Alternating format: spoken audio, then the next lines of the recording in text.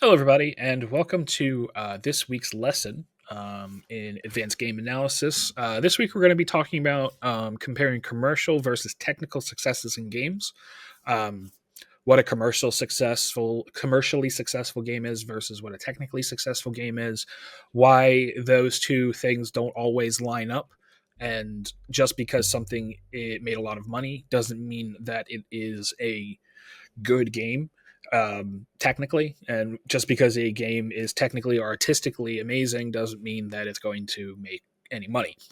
um, so we're going to discuss that and what you should be kind of looking out for while you're looking at these games from this critical point of view.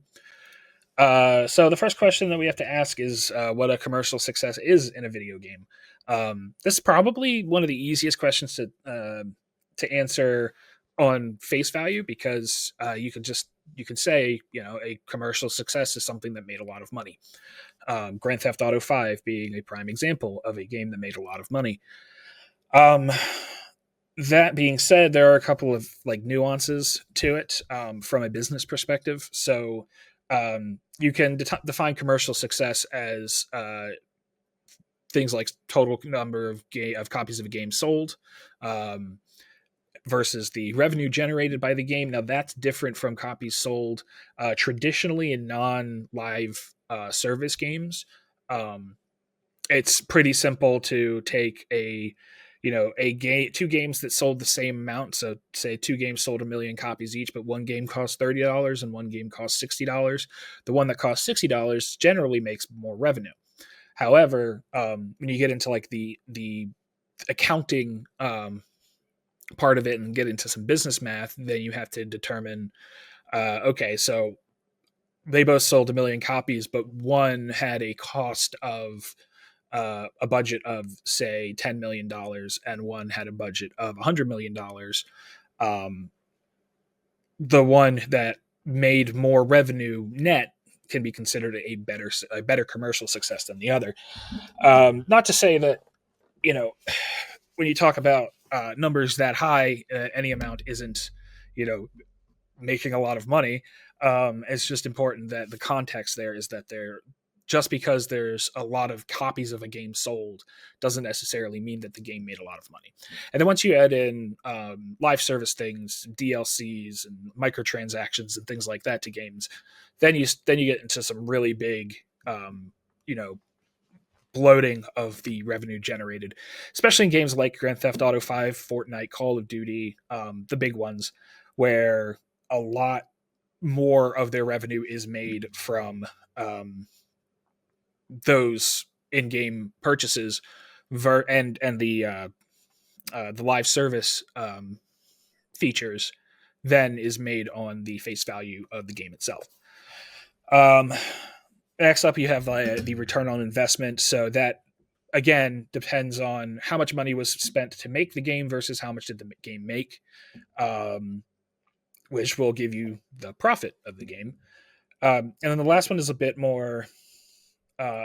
less money driven and a bit more marketing driven, whereas your engagement and your retention, how over a period of time, how often do players continue to play the game. This is especially important in games with live service, where um, you have continual battle passes, seasons, additional in-game purchases and things, that the longer that players are playing a game and more ingrained in the game, the more likely they are to spend more money. So that's a commercial success, or that's, I guess, the foundations of what a commercial success is. But how do you make a commercial success? There are a lot of factors into creating, uh, getting these things to work, and it's not just having a well-known franchise, a well-known brand, and selling a ton of copies of it. One of the things, and I'm probably going to talk about this a lot in this presentation, but one of the things that really drives the gaming market and is the difference between successful games and unsuccessful games is marketing. So when you are looking at marketing, how a game markets itself depends on how much money is spent for the game. We've had conversations with marketing people in the games industry when marketing our own releases, trying to figure out how you're supposed to do it, and how much money you should be spending on things. And it's always, whatever your budget is, you need to spend an equal amount in marketing, or you need to spend, I think it's 10% of your ask on a Kickstarter or crowdfunding. 10% of that ask needs to be in marketing the Kickstarter itself. Um, so games that have a very good marketing strategy and or can spend a lot of money marketing the game themselves tend to do a lot better, um, as long as that's balanced.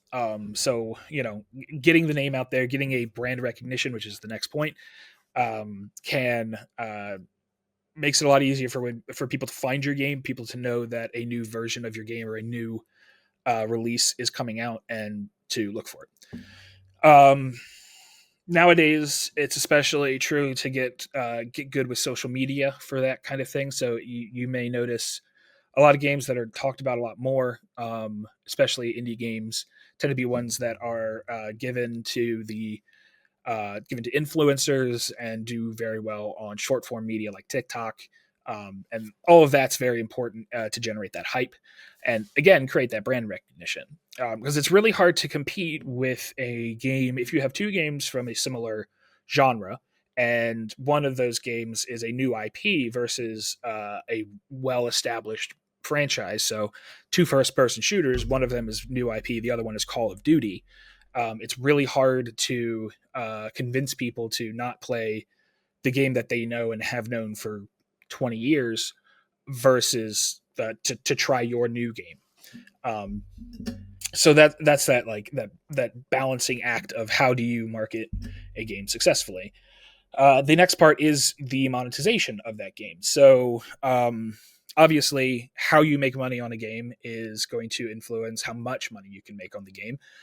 If your game is just a face value $60 or $70 price tag for one time purchase, then you're capping the amount of money that you can make on the game by how many copies of that game sell. That used to be totally fine before the world of microtransactions, where you could expect a game to make a certain amount of money because you can expect a certain number of people to buy the game.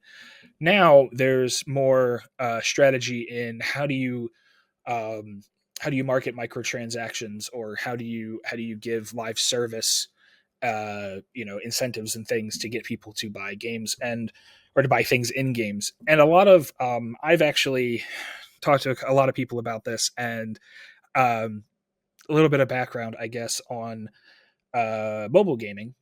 Mobile gaming makes a lot of money, and surprisingly enough, it's not the broad number of people who play a game spending a little bit of money every once in a while that drives those sales.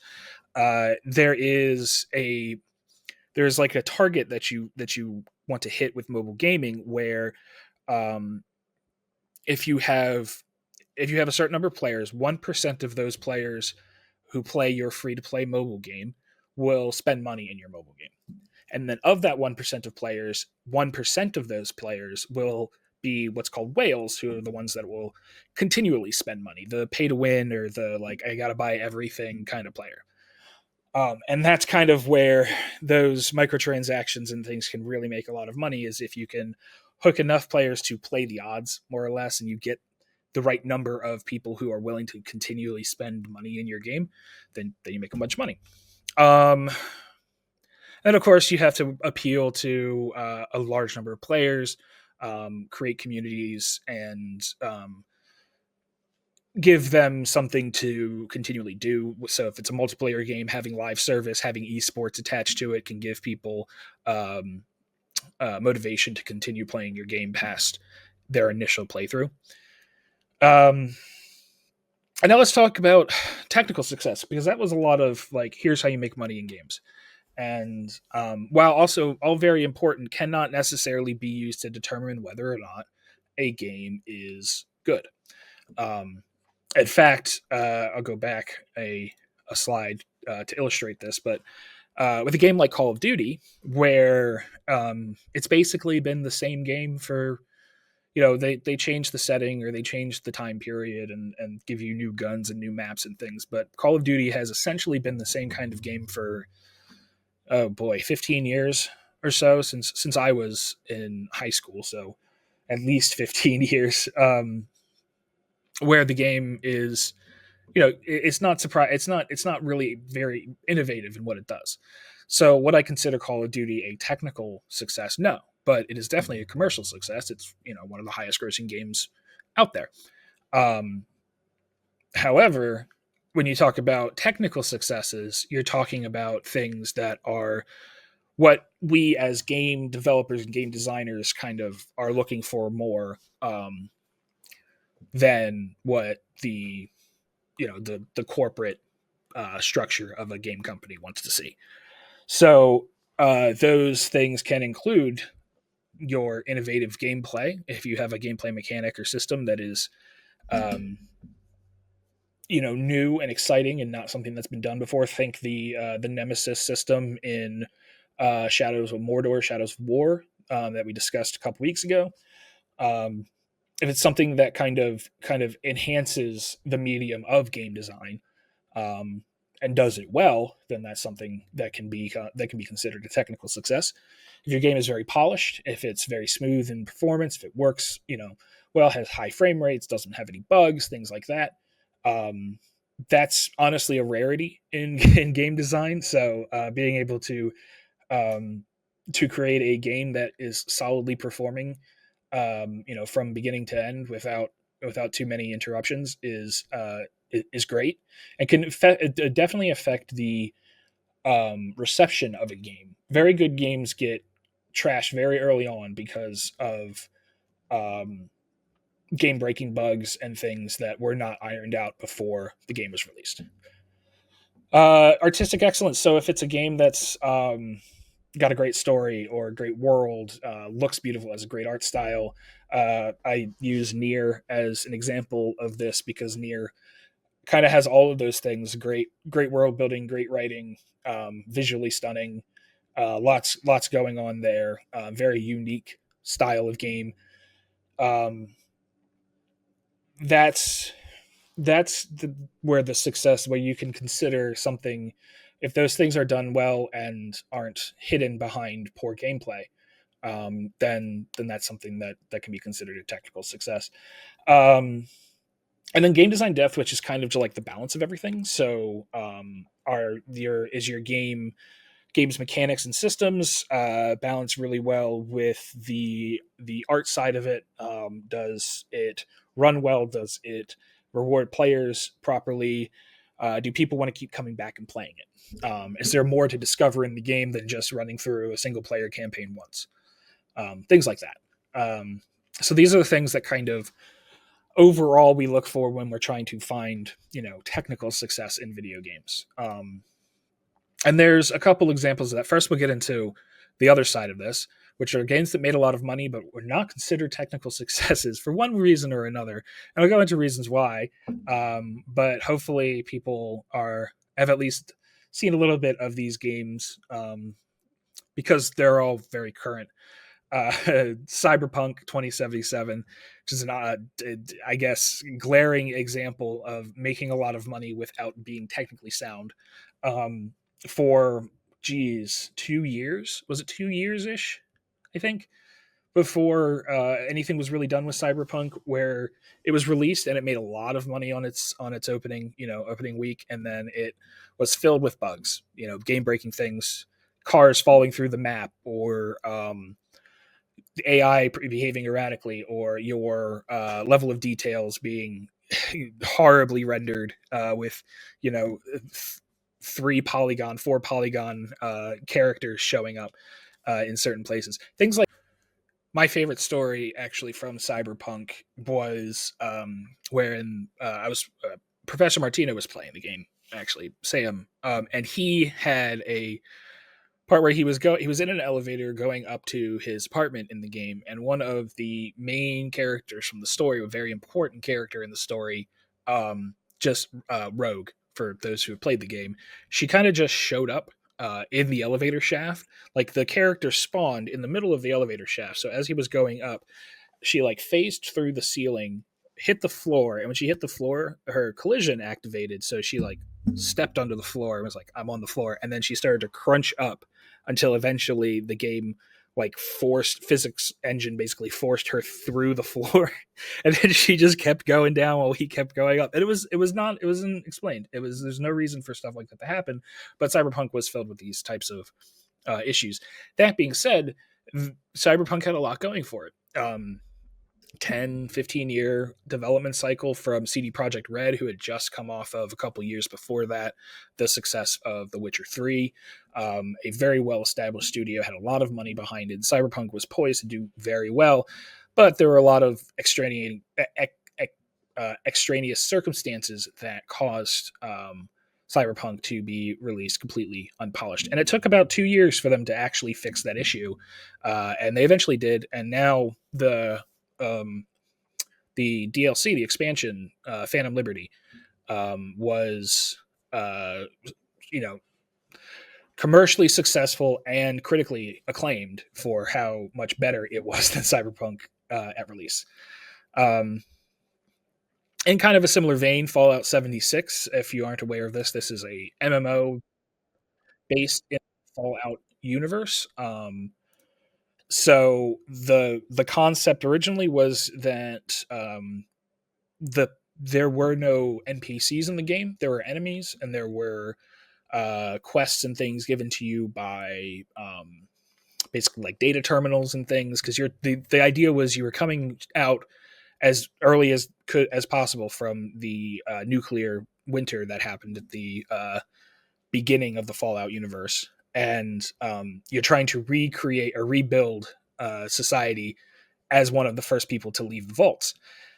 The problem is that in an MMO with no real story or guidance, players didn't feel like they had anything to do, and unfortunately, the game didn't really have very much to do when it first came out.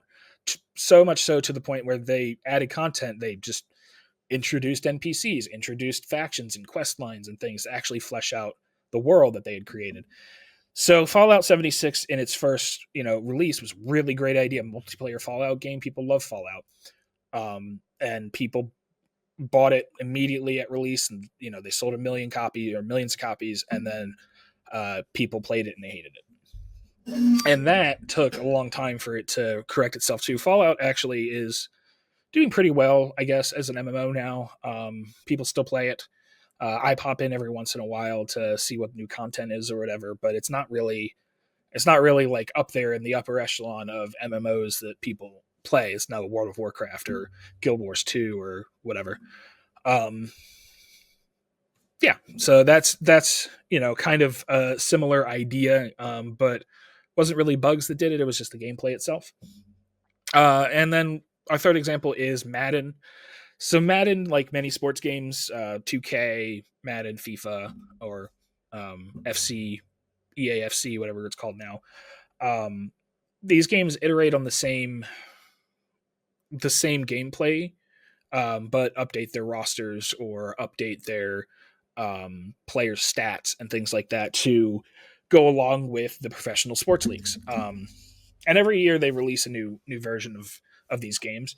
And the problem with Madden is that it sells a lot of copies a lot of copies. This is also true of 2K. It's also true of FIFA, especially with FIFA.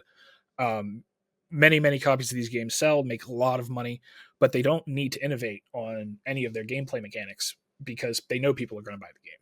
So to say that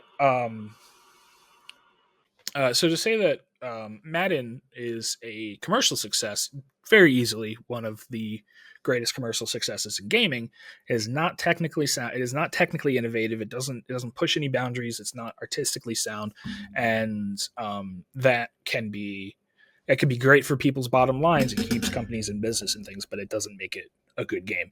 If you like Madden, if that's a game franchise that you enjoy, then fantastic. Have fun with what you love. But if you're looking for something that does kind of innovate on the technical side of gaming, you won't find that very much in many of the sports titles. On the flip side, we have a bunch of very well these are the most well, or these are more well known technical successes that didn't actually do very well commercially, um, and a lot of this you'll see, and I use Okami as kind of like the best example of this, of these that I've selected to talk about, where they're very art forward, they're very artistic, very fantastic writing or story and graphics and art styles and things like that. But for one reason or another, usually it's that they're not marketed very well, or um, they're not from established franchises. These games tend to do very poorly, which is unfortunate because Okami is an absolutely fantastic game and it's beautiful, and it's taken 12 years, I think, been 12 years, 13 years for them to have announced this year that they're doing a sequel to Okami, which fantastic. Finally, everyone's wanted it, even though again the game didn't sell very well. Um, and a similar story can be said for Psychonauts. Psychonauts is a game that is, if you don't know who Tim Schafer is the creator of Psychonauts. He's also a very well known, kind of prolific game developer. Started all the way back in the very early, I think early 90s, late 80s, Lucas Arts point and click adventure period. So um, Monkey Island was him, and those other LucasArts, I can't remember all of them now, but Monkey Island is I think his most famous one, where he's known very well for his artistic style and his writing and everything, and he's very good at what he does. And in the early 2000s, he made a game called Psychonauts for Xbox. Um, Fantastic platformer, fantastic game, crazy art style, crazy writing, very good. People didn't know what it was, and especially in a time like in the early 2000s where the big mascots of gaming were still kind of what people knew. So if it wasn't Mario or Sonic, or at that time maybe Master Chief, or a Final Fantasy game, I guess, people didn't really, not many people really knew what these games were, and would not give them as much of a chance. But now that it's been several decades, or a couple decades, I guess, since the release of Psychonauts, it's considered a one of the best games of its era. And it took a 12 years from the release of that game before they released a sequel, and that was a story of eventually a cult following, and a cult following developed, and people love the game, love the creator and things like that, and then decide to eventually people decide to uh, give the creator reins over creating another one. And that's something that I think it seems to be happening a lot more often these days than um, I really expect, considering I've chosen uh, two lesser known games that are now coming back, or have recently come back into the public eye with sequels. And the last one is, it's a more recent game, but it's also, I think, one that has less chance of coming back, is Titanfall 2, where Titanfall really had really fantastic mechanics and gameplay. It released at a bad time. It was overshadowed by other competitors in the FPS space, with Call of Duty, Halo, things like that, and didn't really perform very well. So the question is, why do great games sometimes fail commercially? Because all these games you can say are fantastic games. They might even be your favorite game, but that doesn't mean that they're going to sell well. And there's a couple reasons for that. We've discussed a little bit of it, but we'll get a little bit more in depth with these, because this, I think, is kind of the crux of what separates a commercial success from a technical success. First, you have poor release timing. I think this was something that affected Titanfall 2 more than the others. Is it just couldn't compete with things that came out at the same time. It couldn't compete with better known um, franchises like Call of Duty. This was also, I think, around the time where battle royales started to become a really big thing, so it was losing ground to PUBG and Fortnite and things like that. But it's hard for quality titles to do well against big AAA blockbusters if they are released at around the same time. Then there's marketing. I've said before, marketing is the most important thing for lesser known games. You have to get people to know what your game is, and whether a game wasn't marketed very well or didn't have a large marketing budget, there are several reasons why marketing fails to get interest in a game. On the flip side, you can have marketing do incredibly well for no reason, um, outside of either being getting lucky, hitting the algorithm in social media, or having somebody who is really good at doing what they can do with marketing. And that's where you get successful indie games that really shine through. Games like in the last couple of years, Balatro, um, the Five Nights at Freddy's franchise in general, I think is a big example of that, and your Undertales and things like that. Um, and then there's appeal. So if a game has very niche appeal, if it's something that's not a well liked genre, or if it's not in a subject matter that people are interested in, it's really hard for it to appeal to a large number of people, and because of that, less people will buy the game. We've been told for games that we've made at Dogwood that the appeal is too niche. It's too not very many people are interested in this style of game, and we need to find something that really appeals to a lot of people before publishers will take interest in it. Um, which is good because I think that's better to not spend that all of that money and time to put together a game, even if you're happy with the game. If nobody's going to end up playing it, you want to make sure that any game that you create is something that people actually want to enjoy. At least that's my thought. I want people to play my games. um, and then there's platform exclusivity, which is similar to that niche appeal, where if you are limiting where your game is available for release, then it'll be harder for more people to play it. If it's a PlayStation 5 exclusive, then it's going to be really hard for people who are, PC gamers or only have a Switch or have an Xbox to play your game. If you release a game on all of the consoles, or if you release it on PC, then far more people can play it and have access. And of course, this doesn't necessarily affect mobile gaming in similar ways. If a game is mobile exclusive, it's actually probably a much wider net than releasing it on any individual platform or releasing it on PC. I mean, everyone has a phone. Vast majority of people have phones. The last cut of this, I definitely dropped my phone, and I don't think I broke it. Anyway, so it's not really necessarily about how many people are going to play the game because I'm only releasing it on this one console.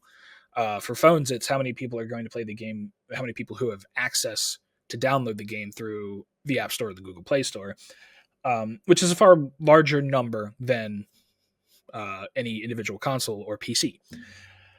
And all this kind of funnels down into one of the bigger reasons for limits in commercial success, and that's the involvement of publishers. Publishers are the ones that sorry publishers are the ones that usually foot the bill for a game. They market the game. They help release the game, whether it's something that to localization to get it into more countries, translated for more languages, or to get the publishing rights onto different consoles. Um, so a lot of times publishers kind of control all the knobs leading to commercial success of a game. Um, whether it's marketing, where if they don't, if the deal with a publisher doesn't have a good marketing budget or a well thought out marketing strategy, then it can fail, or whether the publisher doesn't have the right distribution plan for getting the game in stores on shelves if it's physical, or in the right marketplaces online if it's digital, on the right consoles, um, on the right platforms like Steam or the Epic Games Store. Uh, the more decisions that those publishers make, the more effect that they have on um, the commercial viability of a game. This, I think, leads to one of my favorite examples in recent history of games that should have been both commercially and technically successful, which is right here. It's Hi-Fi Rush, which is a beautiful game. It's absolutely it's fantastic to look at. It's a lot of fun to play. It was, for all intents and purposes, a very successful game. A game that was the developer, or the publisher rather, being Bethesda, um, was, for all intents and purposes, should have been a very successful game, but wasn't handled very well on the marketing side, on the promotional side, and ended up. I think it still did pretty well performance wise. I think it actually did sell quite a few copies. It's still available on all of the app stores, or all of the digital platforms for all the different consoles.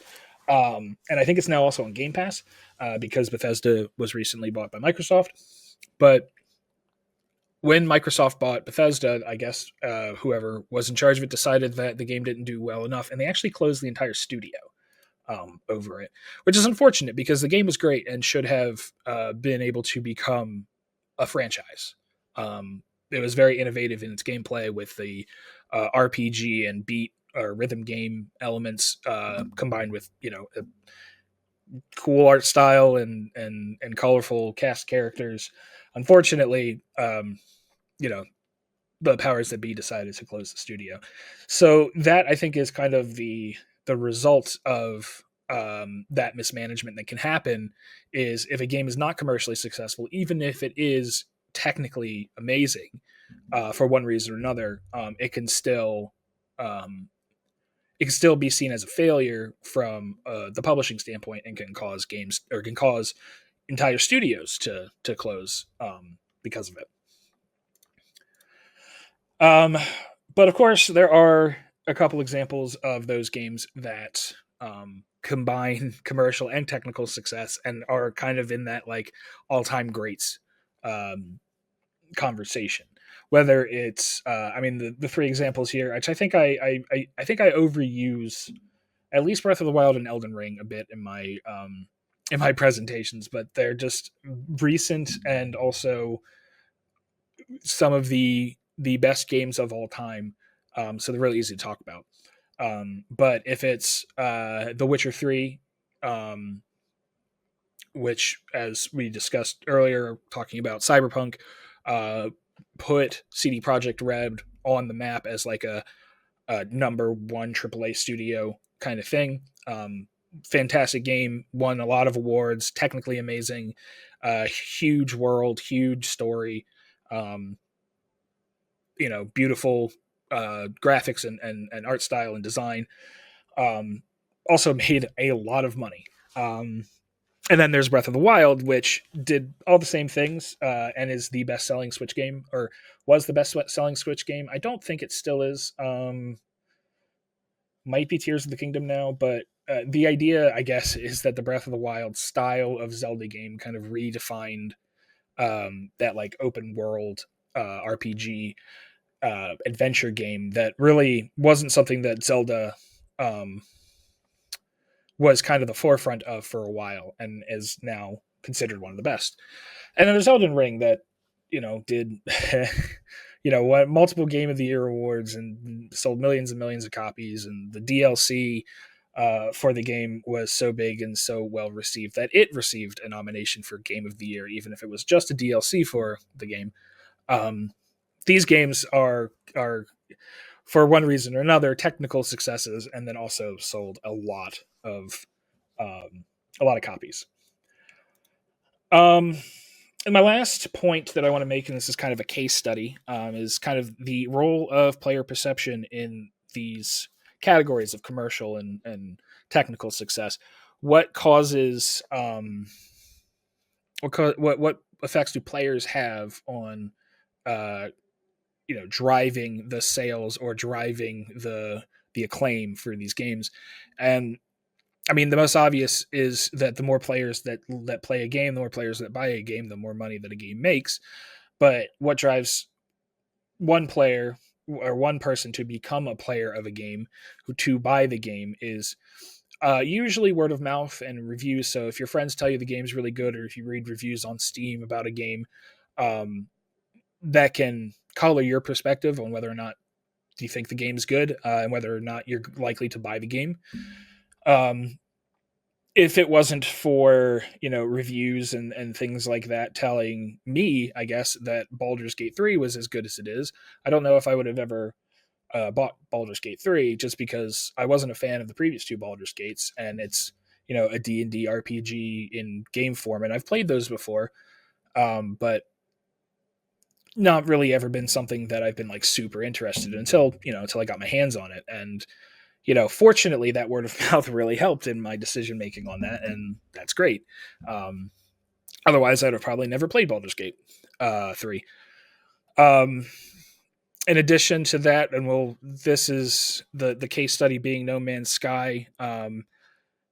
We can also link back to the cyberpunk discussion, where updates and patches can change kind of how a game is perceived.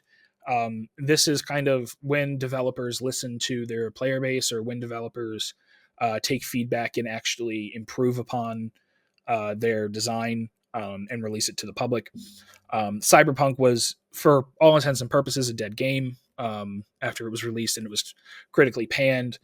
It ended up being a big issue for CD Projekt Red, because they had planned and announced DLC and a multiplayer mode and stuff like that. That they ended up, trashing all of it and saying, we're not going to release anything new for the game. Extenuating circumstances happened. Cyberpunk Edge Runners on Netflix became a instant hit, and everyone loved that. So then people started buying Cyberpunk again and wanting to get more of the universe. So then CD Projekt Red decided, hey, we're gonna put more money behind this and release this DLC and improve the game. And they did a fantastic job doing it. If those updates and the DLC didn't come for Cyberpunk, people would have probably continued to talk about it as a failure, technically anyway. But with the release of Phantom Liberty, and with the release of the 2.0 version of Cyberpunk, they really, really stuck the landing, and now have created a game, an IP, a franchise that people are actually interested in and want to see more of.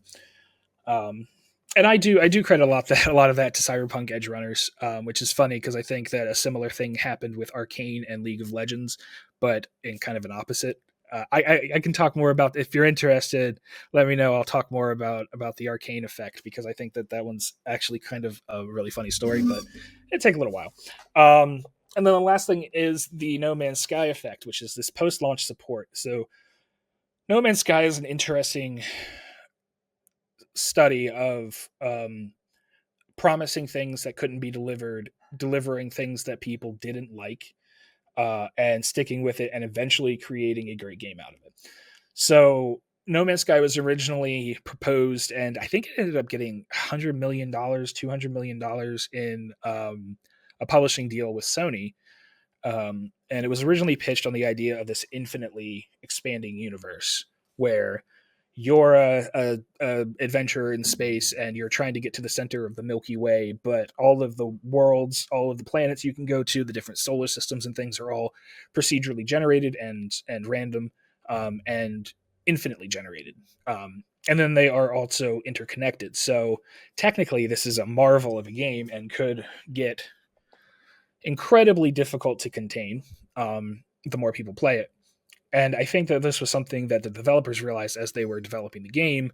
Even if they had all of that money behind it, it's really hard to get that technically to work properly. So when the game was released, it was released basically without the infinite world generation was there, but the idea of this expansive, fantastic, well populated and randomly created and thought out universe kind of failed, and so they went back to the drawing board instead of you know crashing out and saying we're not going to release anything else with No Man's Sky. We're going to kill the game, turn off the servers. Funnily enough, a Sony game that didn't they did that didn't happen like didn't do the same thing that was this year as Concord, and Concord was released and was panned completely. Then it shut down very quickly. I think within a month. Um, Many hundreds of millions of dollars spent on that game, and they gave up on it, as opposed to what they did with No Man's Sky, which was trust that the developers could redeem it, and they did. They released new updates to the game that expanded upon basically every system in the game and actually delivered on a lot of the promises that they originally said that they would, even though they were unable to at first release. So they really came back and listened and created the game that they wanted to originally make. And it is a good game. It's a lot of fun. It's a very niche kind of thing that you may or may not enjoy depending on how much you like your Minecrafts or world building survival games. But it is a lot of fun, and it is something that does actually feel infinite, which is great. And that's a real like surprise of a success story for people, because when I remember when No Man's Sky first released and it was critically panned, I just kept thinking, man, they spent a lot of money on that to do something that we kind of knew wasn't going to be possible. And then eventually they got pretty close to it and created something actually enjoyable out of it. So let's I think it's our last slide. Is that our last slide? I think it is. Yes. Okay, so let's kind of circle back around here. So I'm just going to pull up our bloop. This is a different class. There's our class. So let's we're gonna discuss a little bit about what's coming up and what I have for you guys. So for this week for discussions, I kind of want you guys to take two games that you've played, and I'll write all this out on our discussion board. But take two games that you've played and compare them as both technical and commercial success. Like how which how is one compared commercially versus the other one? How is one compared technically against the other one?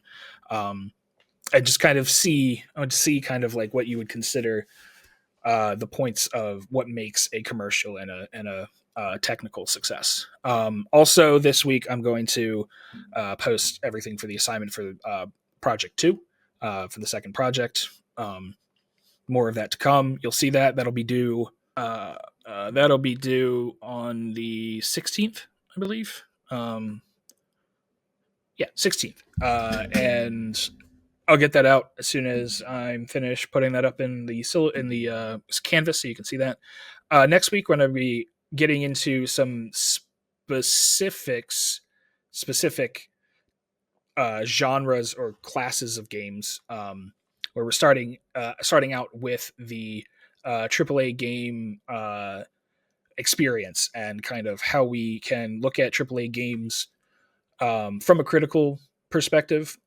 So whether or not you see a fantastic, amazing, epic game like God of War or The Last of Us or Uncharted or whatever, and whether or not you see that as a good game or not, just because it looks really good or just because the story is decent or whatnot, like what creates that whole package and why we consider AAA games AAA.